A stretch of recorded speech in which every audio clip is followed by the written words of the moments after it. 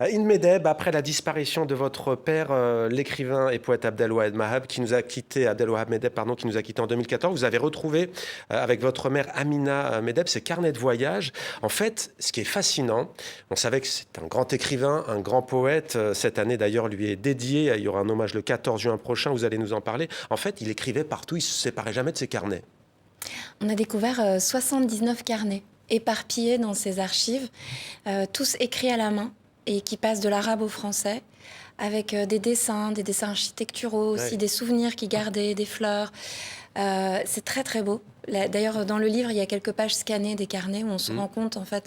Et c'est un immense travail parce qu'on a passé plusieurs années à transcrire les carnets. On a transcrit des milliers de pages. Et puis ensuite, il a fallu faire des choix parce que l'éditeur nous a dit on ne va pas publier un livre de 1000 pages ou de 2000 pages. Ouais, il y avait matière. Voilà. Et donc, l'éditeur a eu cette très belle idée de choisir des textes qui sont avec cette fascination qu'avait mon père pour l'Orient. Il voyait l'Orient partout. Il voyait l'Orient en Occident.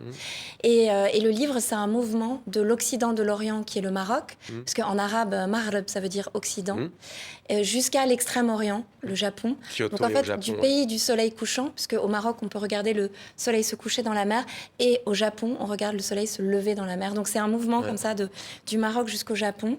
Du couchant au levant, alors un trésor littéraire, un voyage dans l'espace et dans le temps, on a dit, de Tanger à Kyoto, mais aussi l'Espagne, la Tunisie, l'Égypte, Jérusalem. Sarajevo également, en Bosnie-Herzégovine. Qu'est-ce qui vous a frappé dans ces manuscrits? Et puis Venise, Syracuse, Catane, la Sicile. Tiens, d'ailleurs, si vous deviez choisir une ville que vous avez aimé découvrir dans ce livre avec lui, quelle serait-elle? Tanger, qui est ma ville préférée au monde. Tanger, une ville avec laquelle, dans laquelle je me suis beaucoup promenée avec mon père. J'ai même fait un court-métrage où j'ai filmé mon père marcher dans les rues de Tanger, discuter avec les gens et faire ce qu'il faisait toujours avec nous en balade, c'est-à-dire faire parler les pierres. Par exemple, si vous partez en balade avec mon père à Tanger, il va s'arrêter, il va vous dire « Ah, cette mosquée a été peinte par Matisse, mais Matisse a mis du violet à la place du vert émeraude, on ne sait pas pourquoi, il s'est éclaté. » Voilà. Et ça, il raconte des histoires. Il raconte des histoires, il fait parler les pierres et puis aussi, il nous donne la traduction des villes. Parce que par exemple, les pages sur Fès sont extraordinaires parce qu'il écoute les conversations. Il écoute les conversations des artisans, des mendiants, des gens dans la rue. Et donc, il vous donne la bande-son de toutes ces villes. Il raconte les voitures au Caire notamment. Il dit « Vers le Caire, face à un rougeoiement de la forge céleste, Vulcain, étincelle soufflait, sa flamme là où se couche le soleil dans les cieux, au-dessus de la natte cotonneuse des nuages. » Il y a vraiment parfois des reportages entiers. Alors, signale aussi...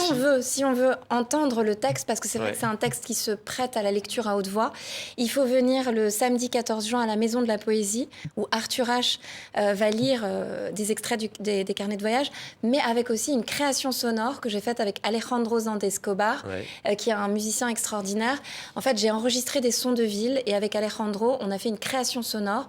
Et Michel Portal, qui était un grand ami de mon père, le musicien de jazz, a composé tout un album à la mémoire de mon père et nous a donné l'autorisation d'utiliser ces morceaux.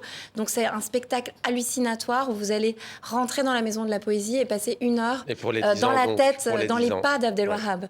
Et le 16 juin, au dernier étage de l'Institut du monde arabe, Abdelmalik, avec l'un de ses musiciens, va aussi lire des extraits. Voilà, pour l'hommage à votre père. Je signale aussi Face à l'islam, préface de vous-même, Inde Medeb, Abdelwahab Medeb.